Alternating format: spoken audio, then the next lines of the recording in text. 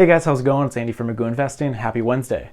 In today's video, I kind of wanted to change it up a little bit. I've been talking a lot about investing in the stock market, but there's a million different ways to invest. So in this video, I'm going to be talking about some of my favorite ways that I did some research on for investing. Some of them are not super realistic for someone like myself, but I thought I'd just introduce a couple more options for investing besides just putting your money into stocks. Also, if there's a topic you'd like me to go over in a future episode, there will be a pinned comment down below, and just respond to that with whatever you want me to talk about in the future.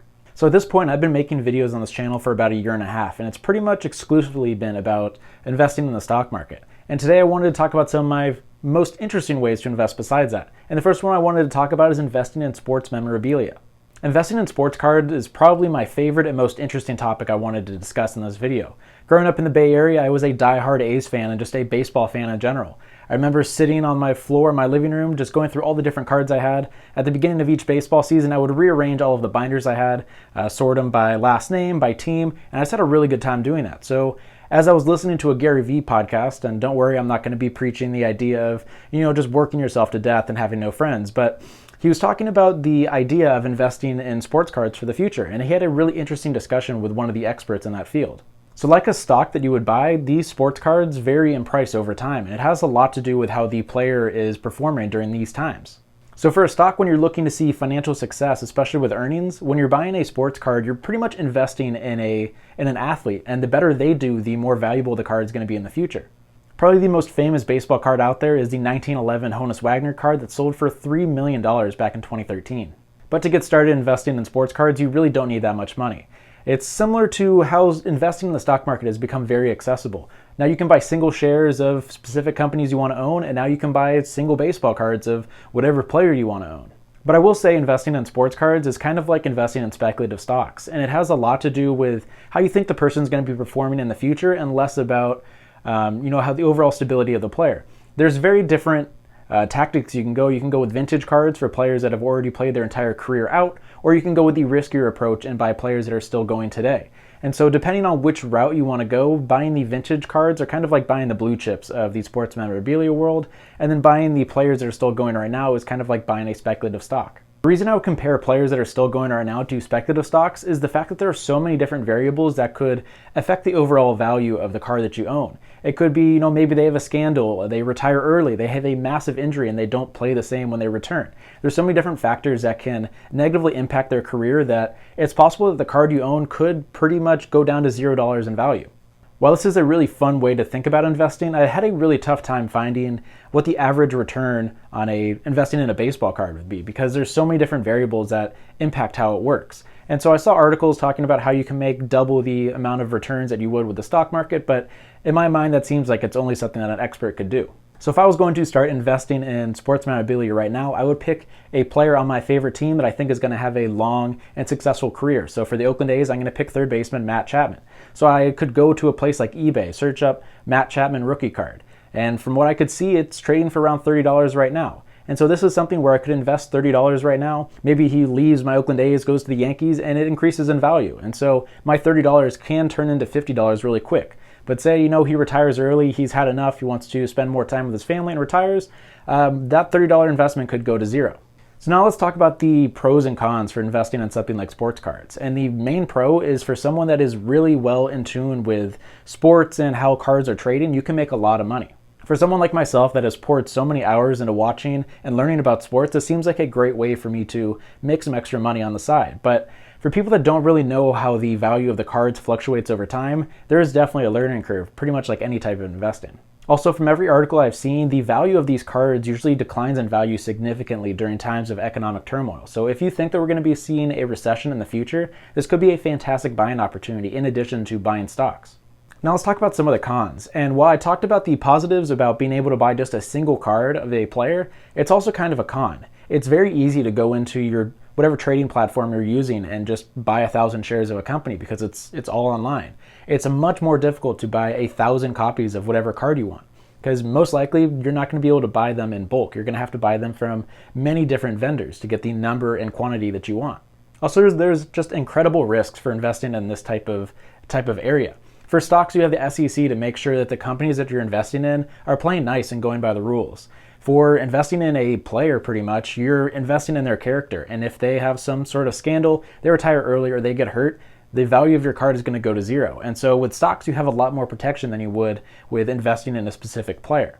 Also, you have to hold on to the physical card. So say you don't have insurance on your cards and maybe your house burns down, it's going to massively hit your investment. Whereas all of your stocks are insured by the government and by the investment bank that you use. So overall, I think investing in sports memorabilia is a kind of fun way to get some more diversification into your portfolio, but I don't think it's any reason to have that be a major player in your investment portfolio. All right, the second one I wanted to talk about is pretty unrealistic. This idea came into my mind when I was reading my psychology book a couple weeks back, and he was talking about kind of the problem of predicting the price of wine in the future. You have these experts that go out and kind of determines how well a bottle of wine is going to sell. And so this psychologist came up with this mathematical formula that used a bunch of variables, including temperature, acidity, rainfall, all this type of stuff to try to predict how a wine would be selling in the future. So if you're thinking about investing in wine, it's something that people like wine. It's something that increases in value. You can invest in it for sure. But the returns I saw was only around 4%, which is definitely better than keeping your money in a bank, but there seems to be a lot more risk involved. And that story about the psychologist being able to try to create a way to determine the mathematical formula to predict the price, when he showed that to the wine experts, it did not match up at all with the overall price of the wine. And what that tells me is it's kind of a crapshoot for how well a bottle is going to sell. So for someone like myself that's looking for reliable ways of investing in the future, a flip of a coin is not something I want to be a part of. And the 4% a year that it's going to be making is not the most attractive for me. Based off of everything I could find online, it seems like the default way that people quote unquote invest in wine is they buy 2 bottles of a nice bottle of wine, drink one, and then wait for the price of the other one to go up and sell it so that it pays for itself. And so this is not the type of investment that you're going to be pouring thousands of dollars into to protect yourself for retirement. But I thought it was just kind of an interesting way to invest. It's very different than a lot of people think. And for the pros, you have a well-established 4% return on your investment on average, so it's decent. It'll beat stuff like bonds, but it's not going to beat the overall stock market that does between 8 and 10% a year. Also, a massive con that I thought of is, you have to hold on to a physical bottle of wine, and those are not small. So if you don't have a wine cellar already built in your house or a place that you can safely store them, this is probably going to be a no-go for me. And then the last thing I wanted to talk about is investing in real estate. And this is something that I think besides stocks, this is probably the second most common way that people think to invest. And I'm not talking about, buying a house and living in it and then the equity goes up and you're investing in your future. I'm not talking about that. I'm talking about buying a rental property to rent out to someone else. And while this seems like a really good way to go, I personally do not think that I will ever be investing in real estate. First off, you have to put a lot of money down to make it very realistic. Some of the pros that I talked about with stocks is that you can buy single shares for, tens of dollars if you really wanted to. If you want to buy a house and you put the 20% down that you're probably supposed to, that's going to be tens of thousands of dollars. And you get kind of some interesting ways of leveraging your investments by getting a mortgage. And mortgage rates are around 3% right now. And if you're getting the 10% return that people are talking about, obviously you're going to be making money. But there just seems to be so many moving parts and risks involved with it. Just look at the risks involved of right about now. You see all these things about, people are unable to pay their rent. And for someone that is renting out your house to someone, the bills you're going to be paying for the mortgage are still going to be coming. And if you don't have a tenant living in your house, you're going to have to be paying that out of pocket instead of using the amount of rent you're bringing in to pay for that mortgage. So there seems to be a lot of risks involved with that. Also, for someone like myself that absolutely hates talking to people about stuff, especially as serious as money, this seems like a no-go for me in the future. From everything I've seen, residential real estate has gone up around 10% a year over the past couple decades. And so 10% is matching or beating the market, depending on which year you look at. And so that seems like a really positive thing. But the fact that you have to put so much money into getting started in real estate kind of makes me think of other ways to invest in real estate in the future. And that's why I started to look at stuff like real estate ETFs and REITs as ways to diversify my portfolio and get involved in the real estate business without having to put tens of thousands of dollars and having to worry about making sure that there's a tenant living in my rental property.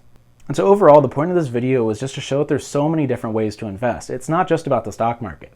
While that's probably the most common and most well-researched and probably the safest way to invest, there's thousands of other ways to do it. Say you know how to sell bottles of wine. You can make tons of money on that. You know how to buy and sell classic cars. That's fine.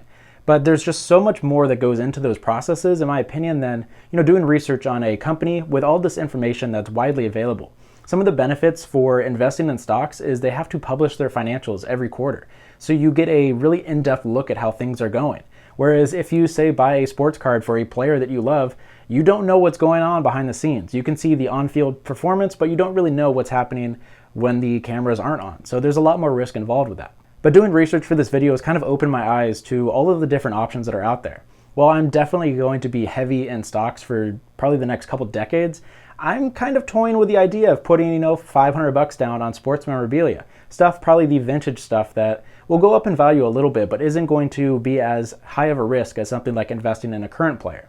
It's just kind of a fun way to, use my sports knowledge to my benefit. And if you're investing in a player that's still going right now, it makes things a lot more interesting when you're watching games live, kind of like fantasy football. So overall, I don't think any of these ways of investing are going to be taking over the most popular spot from stocks, but I think it's something that, if you have a hobby that you enjoy, maybe it's wine, maybe it's sports, stuff like that, there's plenty of ways to make money if you know what you're doing. So I think people should take the time out of their day to kind of think about what they're an expert at and see if they can make money with it and invest in a certain way. So I'll be back in the next video talking about stocks, but I wanted to kind of step back for a second and have more fun and kind of think about the different ways to invest, because it's not all about stocks. So let me know what you thought about my list. Is there a different way of investing that you currently do or you plan to do in the future? Let me know in the comment section down below. Thanks for watching this video, and I'll see you in the next episode.